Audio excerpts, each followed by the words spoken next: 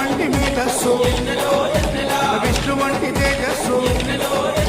కలకలసిన బాలుడమ్మ కలియుగా పురుషుడమ్మ మాట రాని వారి నోట మాటనే పలికిస్తాడమ్మా నడవలేని వారినైనా